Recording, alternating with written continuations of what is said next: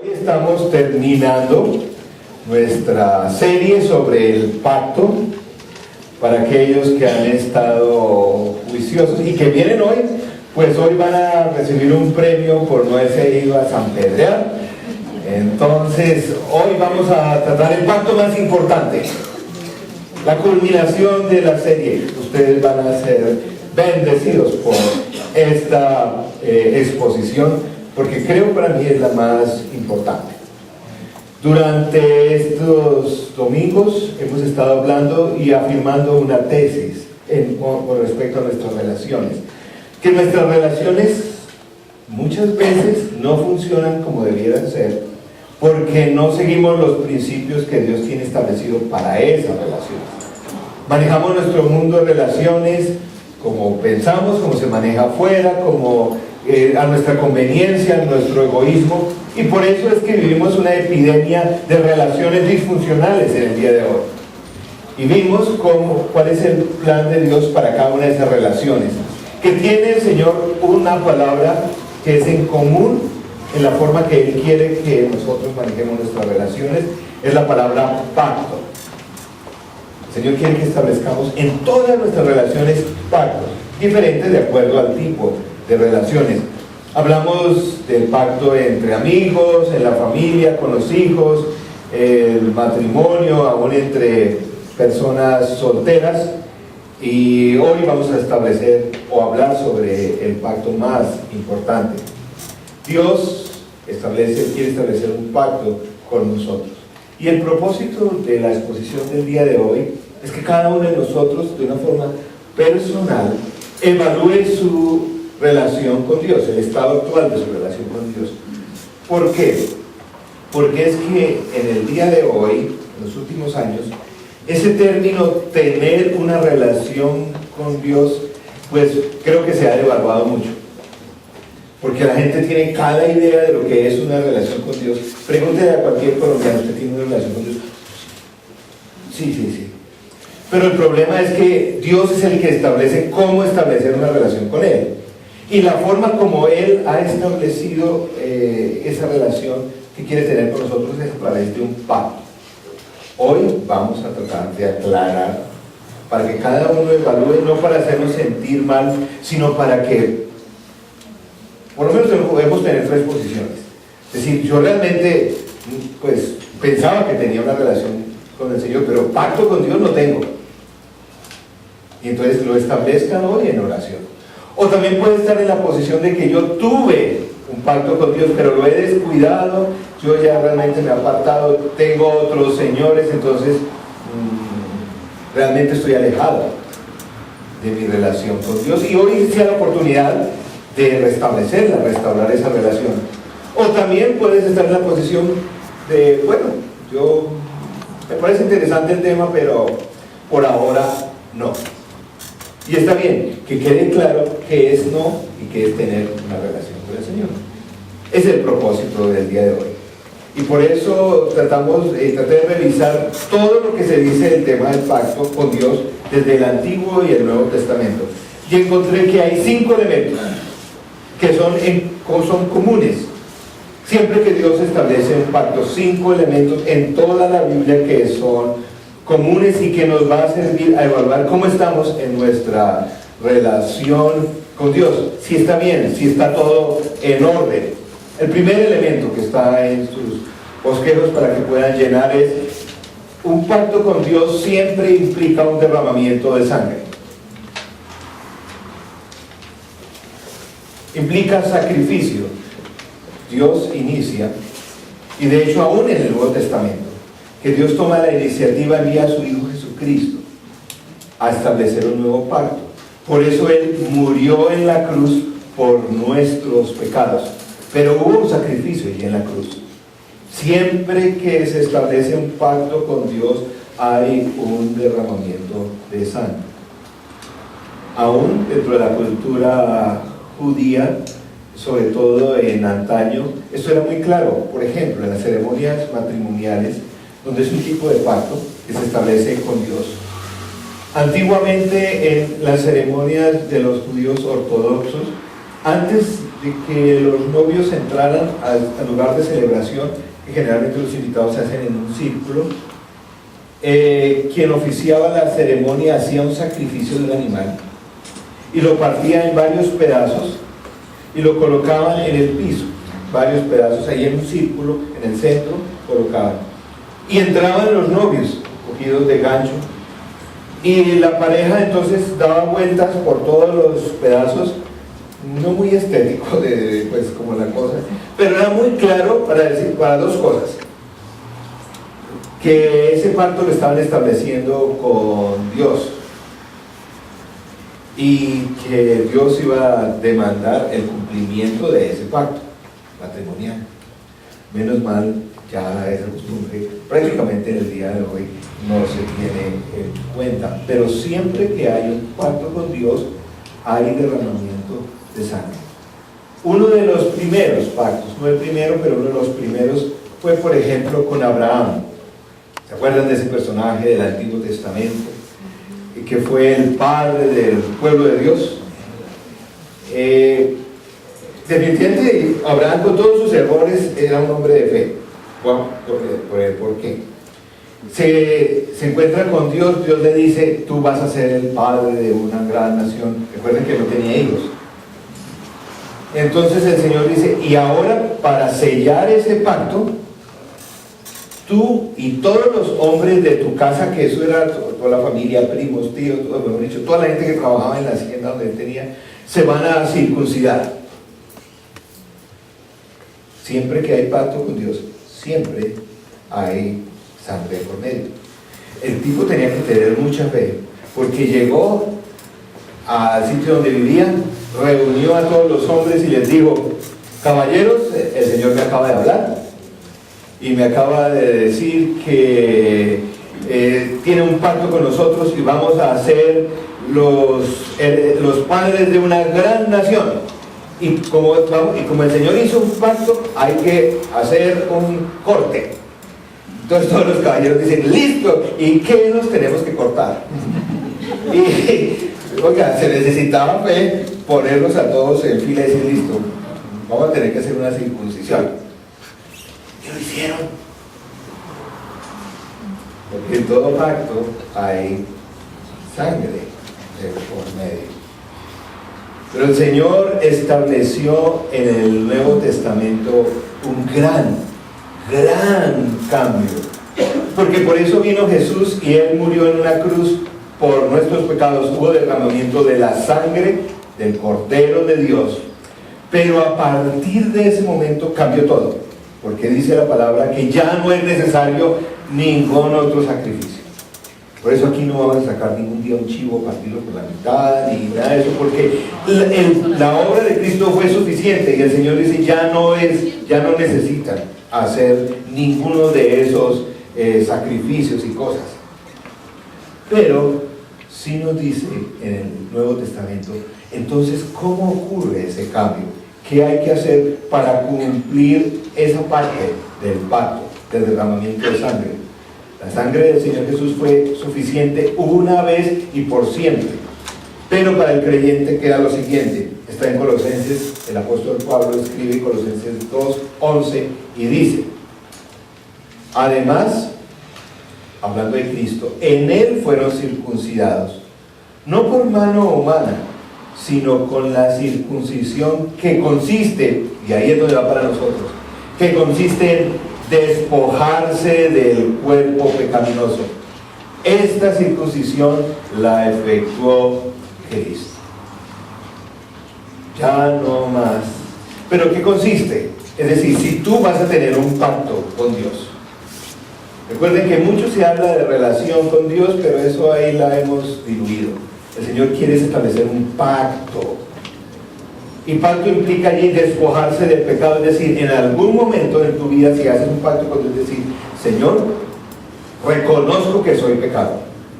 Porque no es como la gente ahora dice: no, es que tengo un problemita, yo quiero que me ayudes, y en medio de todo eso termina, pues, supuestamente con una relación. Pero no, es claramente decir: no, yo soy pecador, necesito de tu obra en la cruz, y renuncio, eso es importante, renuncio, me despojo, digo, a partir de ahora voy a hacer tu voluntad y voy a dejar atrás el pecado. Es cierto que continuamos y nos equivocamos y seguimos teniendo problemas, pero alguna vez ya hemos empezado, le hemos dicho a Dios hasta aquí. ¿Por qué esto es importante? Porque muchas personas en el día de hoy dicen que tienen una relación con Dios, un pacto, pero nunca realmente han renunciado a su pecado. Quieren que el Señor les ayude en sus problemas, pero una cosa es eso y otra que de una vez digan, mire, Señor, hasta aquí. Dejo atrás el pecado, necesito de tu ayuda. Eso es imprescindible. En una sociedad donde todo lo relativiza, tener una decisión así implica ir a veces casi en contra de la sociedad. Por lo tanto, Él no quiere sacrificios de ese tipo de animales ni nada de esas cosas. Él lo que quiere es un corazón honesto y sincero que le dice, Señor, me doy cuenta. El Espíritu Santo inclusive nos ayuda a decir, Señor, realmente yo he estado apartado del pecado. Nos convence que somos pecadores y renuncio en este momento. Porque también está muy de moda entre los supuestos cristianos del día de hoy decir, no, sí, es que no, yo poco a poco ahí lo voy a ir arreglando, no, empecemos a caminar, Señor, y ahí vemos cómo lo hará. No. En algún momento implica, Señor, si yo tengo un pacto, renuncio a mi pecado. En segundo lugar, ¿qué implica tener un pacto con Dios? La forma como Dios quiere que nos relacionamos con ello implica un cambio de nombre. Todo pacto con Dios implica cambio de nombre. ¿Cómo así? Entonces toca ir a la registraduría y no es ese en el día de hoy. Pero hay algunos ejemplos en nuestras tradiciones, en nuestra cultura. Varias veces va a traer el ejemplo del matrimonio. Por ejemplo, el matrimonio. Antiguamente, las santas mujeres de antaño sí lo hacían. Se casaban y se cambiaban el nombre. Mi mamá se cambió el nombre de la cédula y se puso el nombre de casada, ¿sí? Ahora yo sé que a alguna les pesa esa carga, ¿no? Mi esposa Consuelo, como es tan cristiana, a ella sí le gusta que le digan Consuelo de Mejía. Si ella no tiene esos complejos de que yo no soy de nadie, porque algunas dicen, oye, a mí yo no soy de nadie. Pues está bien, ¿no? Pero no, implica un cambio de nombre. En otras culturas, en otros países, sí. Cuando las mujeres se casan, inmediatamente tiene que cambiar su apellido. Eso ocurre en muchas otras culturas, dando esa señal. En la Biblia igual, siempre hay cambio de nombre con un pacto con Dios. El mismo, recuerden nuestro personaje Abraham, que no se llamaba así. Antes de eso se llamaba Abraham, así, Abraham. Después de que estableció el pacto, Abraham, el Señor le dijo, porque ahora que tenemos un pacto se me cambia de nombre. Sara también. Saraí, le dijo, ya no más Saraí, eso suena como Sara. Así otros. Jacob, que significa tramposo, porque el tipo era bien tramposo. Pero en el momento que Dios establece un pacto con él, adivinen qué le dijo. Se cambiará de nombre ¿a cuál? Israel, que significa se ha luchado con Dios o ha tenido contienda con Dios. Porque un pacto con Dios implica un cambio de nombre. Entonces, en el día de hoy, ¿eso cómo se aplica a tu vida en el día de hoy? No es como en algunas comunidades quieren empezar a que la gente se ponga el nombre de los apóstoles, eso no tiene que ver eso. ¿Cuál es el nombre que nosotros llevamos que cambia en el momento que asumimos ese pacto con Dios? Cristiano. ¿Y sabe quién es el que lleva ese nombre? Cristo. De hecho, en el Nuevo Testamento, al comienzo de la época de la iglesia, los cristianos, eso significa pequeños Cristos. Eran conocidos por el nombre de su Redentor, de su Mesías. Cuando tú haces un pacto con Dios, estás cambiando tu nombre. el nombre cristiano se ha devaluado en el día de hoy, pero es el nombre sobre todo nombre. Llevar el nombre de Cristo es un máximo honor. Implica cambio de naturaleza, implica un nuevo poder. No solamente que nos llamen cristianos, implica llevar el nombre de Jesús, porque pertenecemos a la familia de Él. Como dice la Biblia, Él como hermano mayor y nosotros como sus hermanos, hijos de Dios, cristianos. Implica un cambio de nombre. Y cuando se cambia el nombre y se cambia la naturaleza, nos debemos de comportar con esa autoridad, pero también tener esa responsabilidad de llevar ese nombre. Porque llevamos el nombre sobre todo nombre. El nombre que está sobre cualquier cáncer, cualquier bancarrota, cualquier sufrimiento, cualquier divorcio, cualquier problema de relaciones. El nombre por encima de cualquier cosa. Y si lo vas a usar, hay que usarlo de acuerdo a esa nueva naturaleza. Es como aquellos que asumen altos cargos públicos o asumen puestos en la realeza. Asumen una nueva forma de comportarse porque tienen un nombre en particular. No existe en la Biblia aquella persona que lleve ese nombre de cristiano que no esté comprometido con una iglesia local. En la Biblia aparece como 30 veces en el Nuevo Testamento que los cristianos debemos estar en la iglesia. Y no es como se dice en el día de hoy, la iglesia universal. No, está hablando de la iglesia local. Es decir, no hay persona que lleve el nombre de cristiano que no esté comprometida con una pequeña comunidad, como formando parte de una familia, como simbolizando de que forma parte de eso. No es como el día de hoy, que muchos dicen, no, yo tengo una relación con el Señor, soy cristiano, pero yo no me he matriculado con ninguna iglesia. El punto no es matricularse con ninguna iglesia, el punto es comprometerse con el cuerpo de Cristo en una iglesia local. Y este es un asunto importante. Primero, tener la conciencia de la dignidad del nombre que tenemos. Y en segundo, la necesidad de comprometernos con una iglesia local. Porque pueden haber personas aquí por meses y años participando en la iglesia de la colina y no estar comprometidos. Miren, eso hay que tenerlo con cuidado. No tiene que ser aquí, pero comprométete con una iglesia local. Está muy de moda ahora que no, yo no le sirvo a la iglesia, le sirvo al reino de Dios.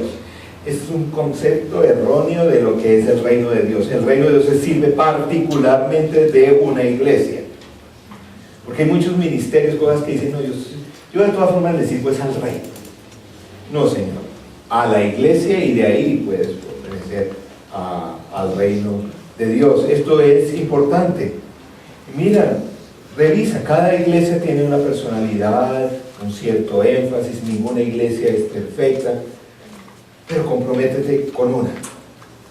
Y si esta no es la tuya, créeme, tengo una buena lista, unas 10, 15 iglesias en Bogotá, muy buenas, pero lo importante es que lo hagas, porque si llevas el nombre de Cristo, debes pertenecer a una familia. Además de comportarte de una forma digna, de acuerdo a ese nombre, y tener la autoridad, porque esa es otra cosa. Por eso las personas allá afuera se burlan de la iglesia cristiana del día de hoy, porque los cristianos no nos comportamos con la autoridad y con el testimonio que debemos tener por llevar ese nombre.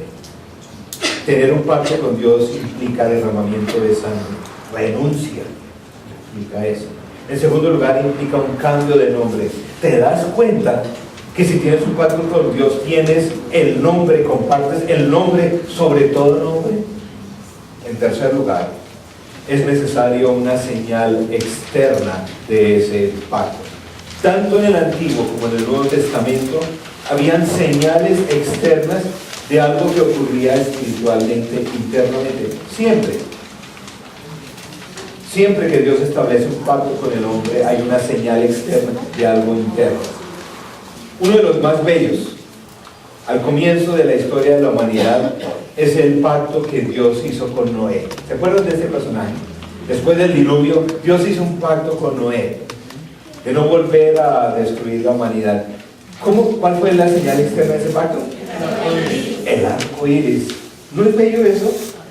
Para mí muestra toda la sensibilidad, la estética, las emociones que nuestro Señor pone en escoger tal belleza de señal para ese pacto. Lo dice en Génesis 9, 16 al 17. Cada vez que aparezca el arco iris entre las nubes, Dios mismo dice: yo lo veré y me acordaré del pacto que establecí para siempre con todos los seres vivientes que hay sobre la tierra. Dios concluyó diciéndole a Noé: este es el pacto que establezco con todos los seres vivientes que hay en la tierra. Porque nosotros, por lo menos como creyentes, no solamente vemos el aspecto de la ciencia físico, de la luz que pasa por un prisma y todo eso implica el arco iris. Nosotros vemos esa señal externa de ese pacto. En los matrimonios también, como símbolo de eso, en nuestra cultura está ¿qué? La argolla. Eso es una señal externa de un pacto que se establece. No tiene que ser una argolla, yo he visto muchas otras formas, he visto brazaletes, collares. Estuve en un matrimonio, no me van a creer, yo no había visto eso. Los novios intercambiaron topitos. Pues como ahora está de moda, entonces ahí se intercambiaron, entonces el uno le puso a los otro. Pero hay una señal externa, ¿sí? Lo que no he visto nunca en una boda es que los novios digan: ay, eso de las argollas, no, más sabe que más bien por ahí en 3 años usted me da la argolla y yo le doy la mía, por ahí en 3 años. No, eso se relaciona con el pacto, con el matrimonio, está ahí. No he visto eso que ocurra. ¿Para dónde voy? La señal externa que Dios ha escogido para aquellos que establecen un pacto con Él se llama bautismo.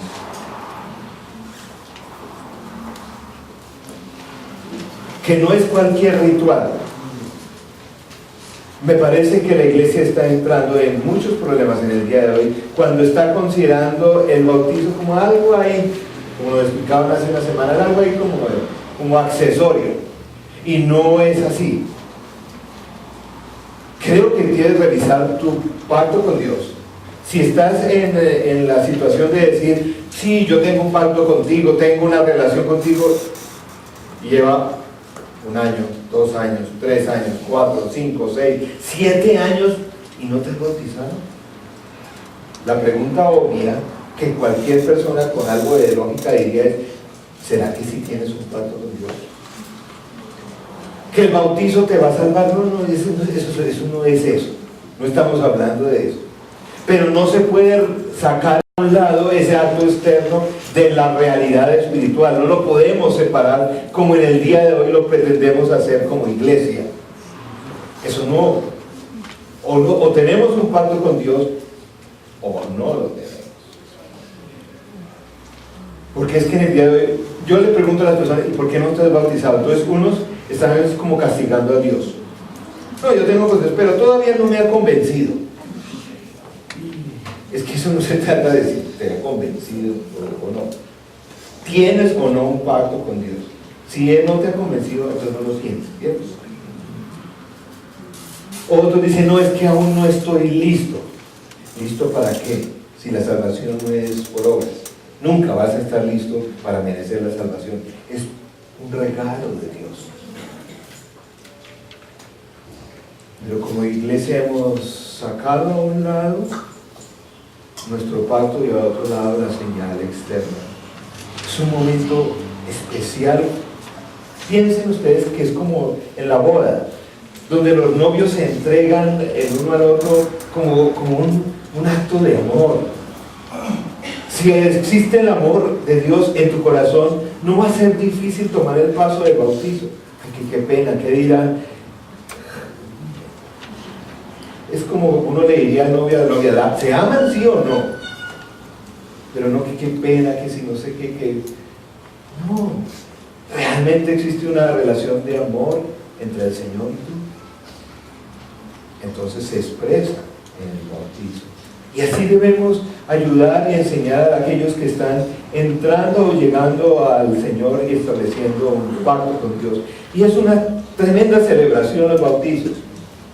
Por eso yo espero que cada vez que tengamos bautizos vengan más gente, que no viene mucho al servicio. Porque empezando eso es algo que allá alguien hace. No, es como esa boda. A mí me encanta la boda. Y a la gente le gusta la boda. Oiga, pero no a los bautizos cristianos, como señal de ese maravilloso encuentro que esa persona ha tenido con su Salvador. Eso sí es pacto. En cuarto lugar, otro elemento que está en todo pacto, me sorprendió cuando lo vi en el Antiguo y el Nuevo Testamento, pero me encantó, es comida. Sí, siempre que el Señor, es muy especial, siempre que el Señor establece un pacto, hay un elemento de comida. Por eso es que yo pienso que las bodas, los matrimonios por siglos, independiente de la cultura, siempre hay comida. Las formas pueden variar de acuerdo a la cultura, aún inclusive de la creencia, pero siempre hay comida en la boda. Yo por eso a las parejas que se casan dicen, no vamos a hacer nada. Y yo les digo, ay no, por lo menos una empanadita, algo así, no sé, algo, ¿no? Sí.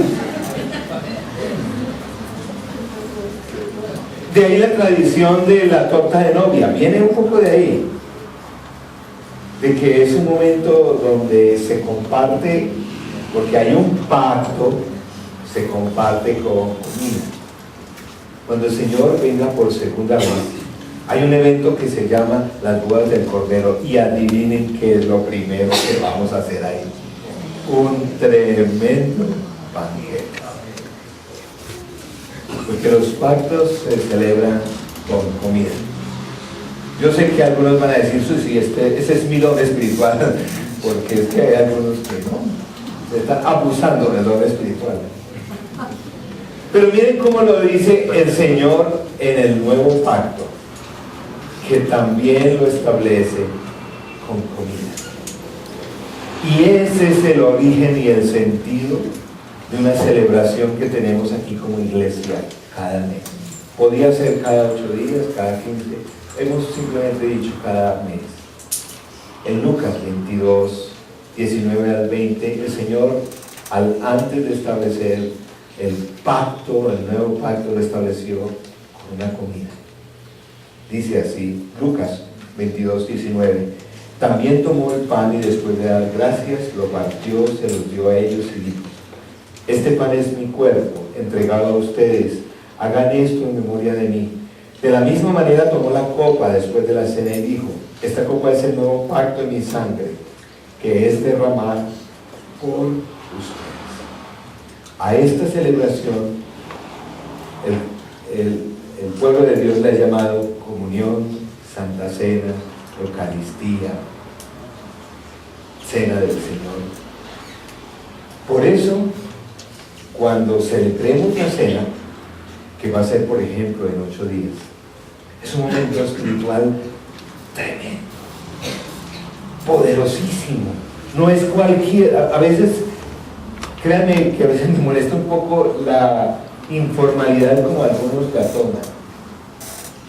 Yo digo, esta es una invitación para todo aquel que tiene, es lo que yo siempre digo, una relación con el Señor. Creo que va a cambiar un poquito, porque como ese término relación con el Señor, ya voy a decir a todo aquel que tiene un pacto con Dios, con Cristo, le invito a tomar esta cena. Que no es un simple rito, como algunos piensan. Es cierto, el cuerpo. La Biblia no dice que ese pan, alguna cosa mística, se convierte en el cuerpo y que en la copa o el vino algo mágico pasa y termina siendo. No dice eso. Pero sí espiritualmente ocurre un momento único donde el Señor está aquí presente de una forma más evidente, celebrando una comunión con su pueblo. Por eso en medio de la cena se perdonan los pecados. No es la única forma. En medio de la cena se sanan enfermos. No es la única forma. En medio de la cena se aviva la fe. En medio de la cena se encuentra ánimo y consuelo para la vida diaria. Las personas sin esperanza encuentran paz, porque no es cualquier celebración, porque el pacto se celebra con una comida especial que le hemos llamado cena. Por eso también es la excusa para que cada uno de los grupos pequeños tengamos alimentos.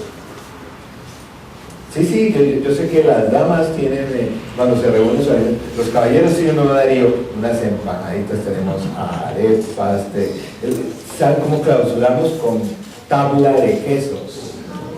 Estamos siendo muy bíblicos. Y vamos a tener una caminata el próximo sábado, y adivinen cómo vamos a clausurar. Con asado, así nos sacrificamos. Pero saben que hay una costumbre que la iglesia está perdiendo, no por la iglesia misma, sino por los afanes de la vida. Y es el privilegio de compartir los alimentos, un tiempito de alimentos juntos.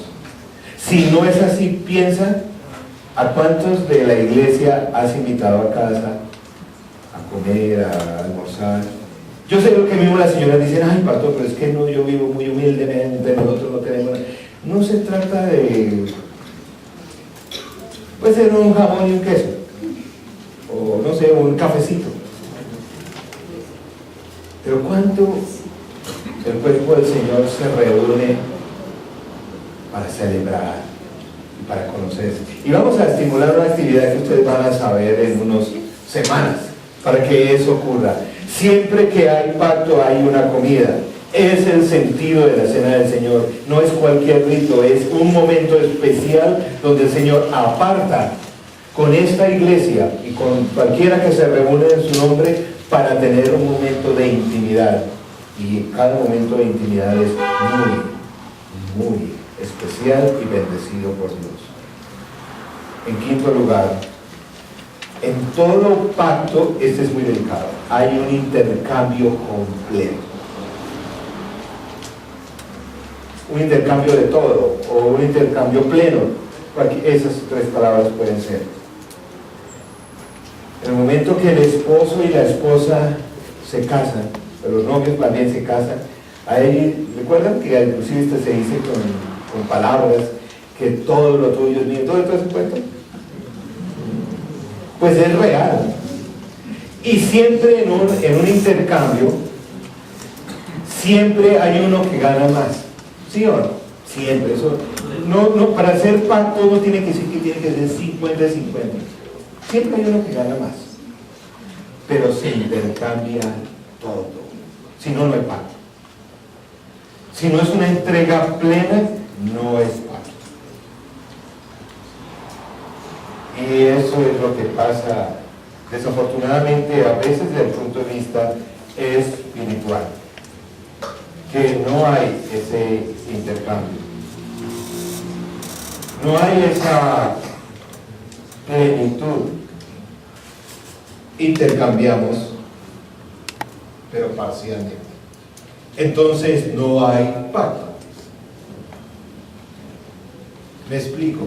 A veces las personas dicen: sí, el cuento, todo tiene una relación con el Señor. Sí, yo le he entregado mi vida. A ver, ¿sí le has entregado la vida?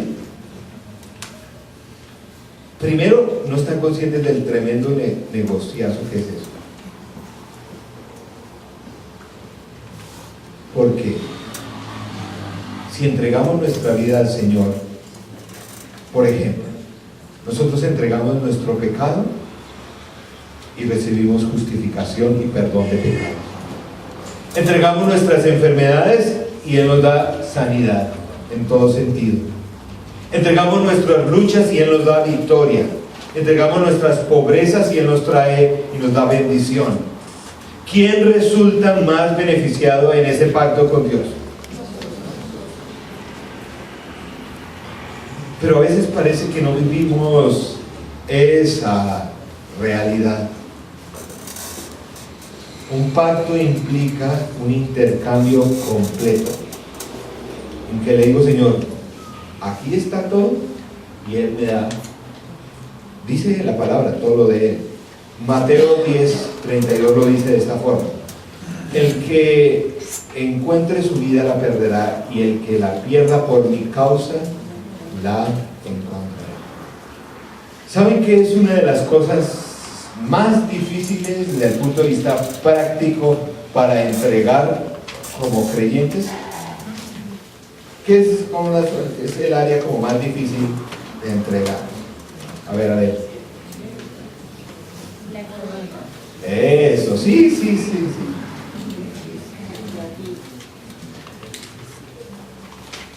No es la única, hay muchas otras. Yo solamente quise poner esta ilustración.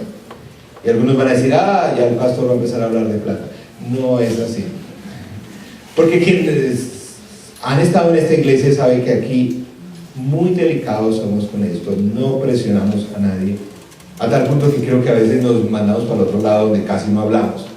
Pero hay que hablar de esa realidad. No porque es que a la iglesia le interese o al pastor se beneficie, no es por eso. ¿Saben quién se va a beneficiar? Quien establece un pacto con Dios.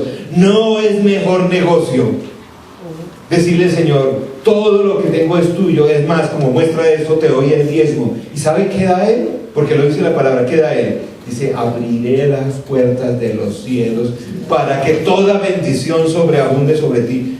¿Qué es mejor negocio? Pero a veces tacañamente, no solamente con el dinero, sino nuestro tiempo, porque eso es otra cosa. La gente no tiene tiempo para nada de lo espiritual.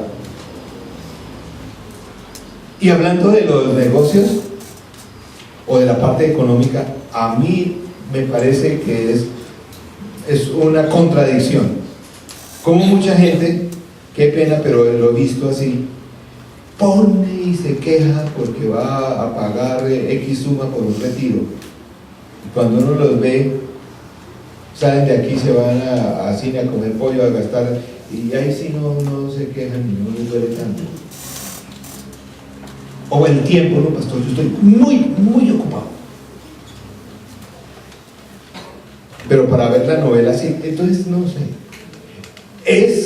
Esa entrega, ese intercambio es que se vea en nuestros planes, en nuestro trabajo, la forma como servimos. ¿Tienes una relación de pacto con el Señor? Estos 5 elementos te sirven para evaluar si tienes una relación de pacto con Él o no. Mucho se dice de una relación personal con Dios, pero poco con respecto a establecer un pacto. Y el que salva es una relación de pacto. Pero aún dentro del pacto tenemos que plantearnos una segunda pregunta: ¿y qué pacto tienes tú? Porque hay personas que parece que ¿a cuál pacto es con el cual tienes con Dios? Me explico. Hay algunas personas que viven su experiencia de fe como si todo es obligación, como si todo es un esfuerzo, todo es un trabajo, y ven la experiencia de fe como un Dios que pone una cantidad de listas y entonces hay que hacer esto. Y viven una experiencia de fe tan oscura, tan llena de obligación. Por eso queremos, y yo animo a la iglesia que tenga cuidado con eso. Hay personas que vienen por primera vez aquí y otros se le acercan a decir, es que hay que hacer esto. Entonces ven la experiencia de fe no como un pacto con Dios, sino como una religión. Y uno tiene que pensar, a ver, ¿qué tipo de pacto tienes con Dios? ¿Es ese donde Dice el texto bíblico que te deleitas en hacer la voluntad de Dios, porque dice así la palabra, te anima hacer la voluntad de Dios. Dice que es agradable y es perfecto. ¿Es eso la realidad? ¿O será que estás confundiéndote y piensas que estás en un pacto cuando estás en otro? Me explico. Hebreos 8, 7 al 9 dice, porque hay dos pactos.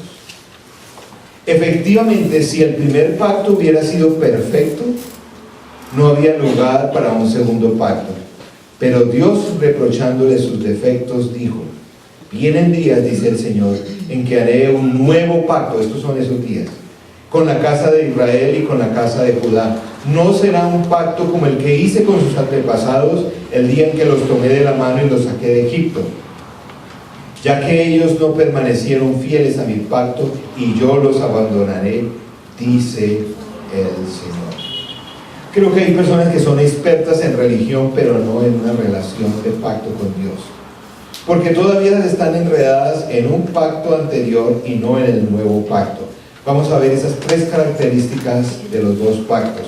El antiguo pacto es un pacto externo, son unas realidades externas que de hecho no se pueden cumplir. Estás en el antiguo pacto, es decir, son esas personas que viven la experiencia de fe como si tuvieran una lista. El Señor me manda a hacer esto, y lo tengo que hacer de obligación. Es como si fuéramos niños. ¿Qué hay que decirles a los pelados? Dice, tender la cama, recoger la ropa, recoger el desorden del escritorio, no sé, la lista. Yo sé que a algunos parece que aún de adultos están teniendo esos problemas, pero eso no debe ser con el Señor. Debe ser algo que las personas buscan espiritualmente, porque el nuevo pacto es interno. No sé si sepas, pero Dios no nos manda a cumplir con los 10 mandamientos. ¿Cómo así que no nos manda a cumplir con los 10 mandamientos? No.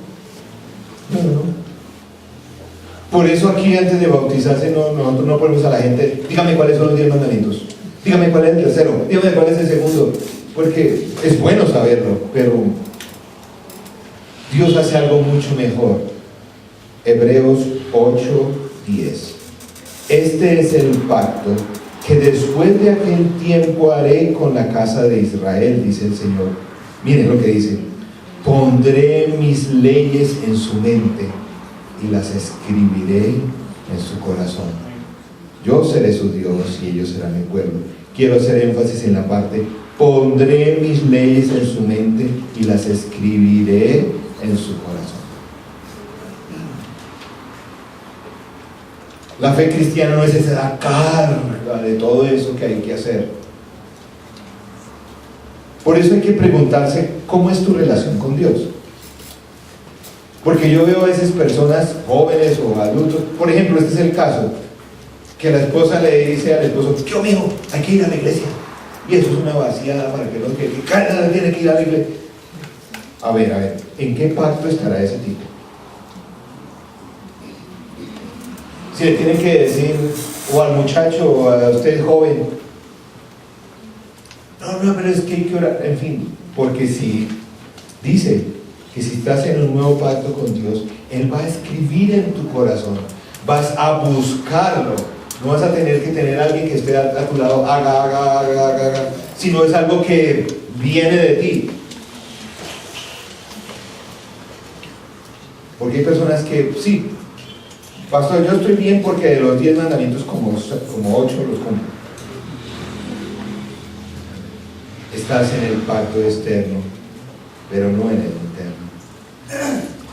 El antiguo pacto, otra característica importante: el antiguo pacto, las personas tienen un jefe, en el nuevo pacto tienen un padre.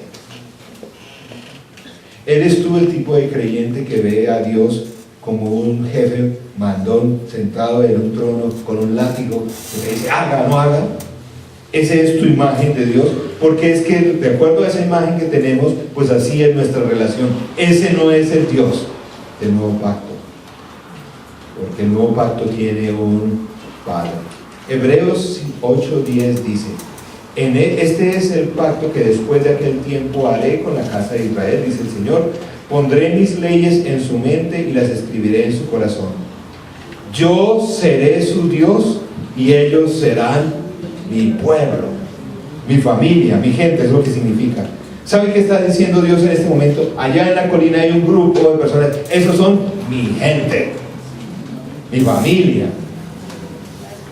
Él no es un tipo como regañón que está buscando a qué hora nos equivocamos para caernos encima. Ese no es el Dios del nuevo pacto. Por eso debemos cuidar aún la imagen que proyectamos, porque a veces para hablar del Señor empezamos a regañar a la gente. Y no es así, no sé, porque el nuevo pacto habla de un Padre.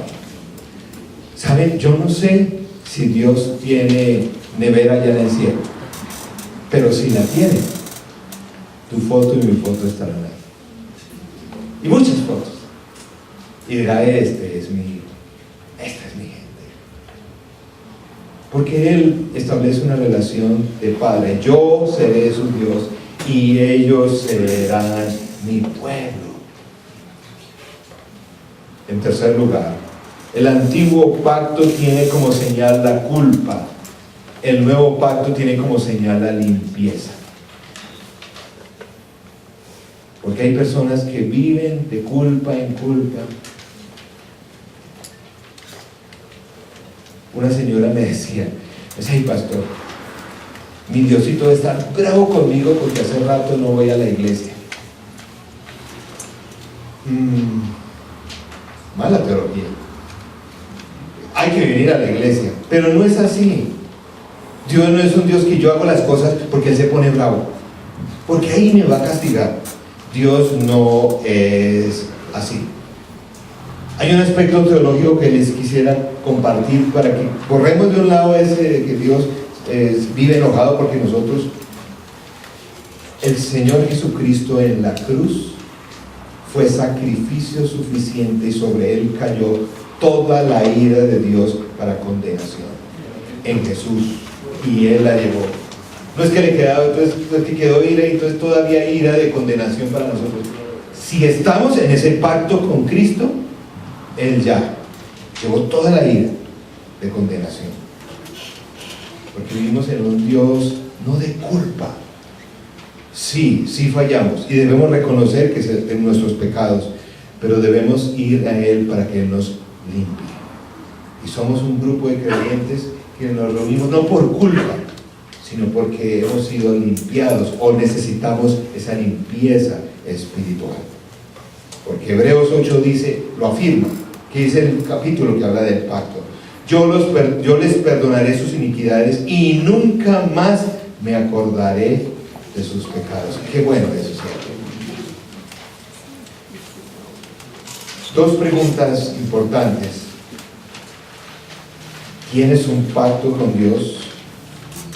Y en segundo lugar, ¿qué clase de pacto tienes con Dios si lo tienes? Esto es importante, porque Mateo 7, 21 al 23 dice: no todo el que me dice Señor, Señor entrará en el reino de los cielos, sino solo el que hace la voluntad de mi Padre que está en el cielo. Muchos me dirán en aquel día: Señor, Señor, ¿no profetizamos en tu nombre? Que eso es tremendo, me imagino. ¿Y en tu nombre expulsamos demonios? Pues eso es duro. Y hicimos muchos milagros. Entonces les diré claramente, miren lo que dice: jamás los conocí. Aléjense de mí, hacedores de maldad. Es decir, la persona se ha confundido y piensa que tiene una relación con Dios. Y Dios siempre ha querido establecer, sí, una relación, pero a través de un pacto con Él. Es momento de seguir revisando en oración nuestra relación con Él Un término que, como dije, ha sido devaluado, porque la palabra que utiliza la Biblia no es esa, utiliza la palabra pacto.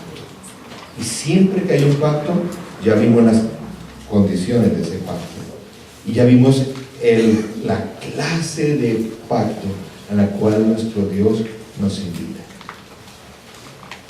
Vamos a orar, tal vez para pedirle por primera vez establecer ese pacto, allí en cada uno con el Señor, o para restaurarlo, o por lo menos para decir, bueno, Señor, ya entendí algunas cosas, algún día volvemos a hablar.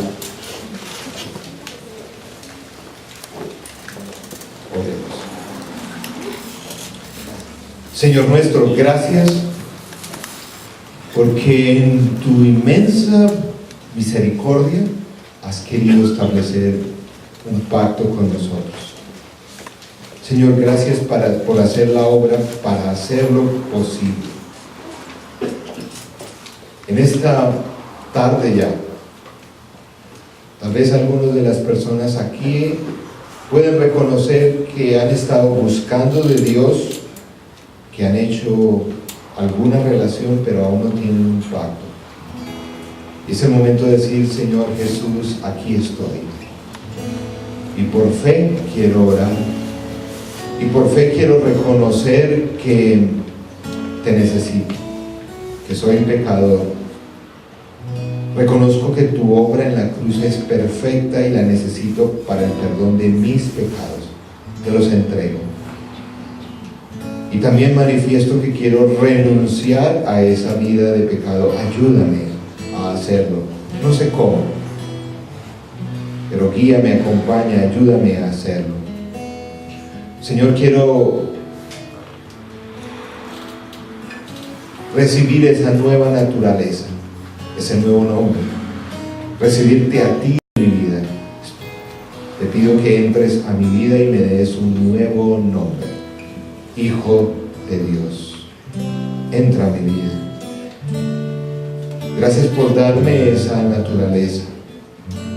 Transfórmame.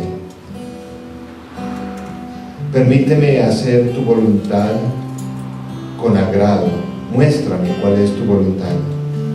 Y en cuanto sea posible, permíteme bautizarme para mostrar públicamente este pacto que hoy personalmente y en mi interior estoy haciendo contigo por fe. Y Señor, permítame participar en la próxima cena, en la próxima comunión, seguro de que tengo un pacto contigo y disfruto de comunión contigo. Señor, en este momento te entrego mi pecado y recibo tu justificación. Te entrego mis enfermedades y pido tu sanidad.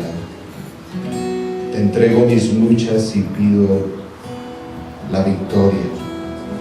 Te entrego mi naturaleza caída para recibir tu naturaleza santa. Te entrego todas mis pobrezas y te ruego tu bendición. Señor, quiero vivir ese nuevo pacto. Escribe tu palabra en mi corazón y en mi mente. Gracias por ser mi Padre. Y gracias porque borras la culpa de mi vida y me traes limpieza. En oración, sello este pacto pidiendo la presencia de tu Santo Espíritu. En el nombre del Padre, del Hijo y del Espíritu Santo. También tal vez haya personas que ya hayan hecho este pacto alguna vez, pero se han apartado. Y hoy quieran decirle, Señor, perdón, porque he sido infiel a ese pacto.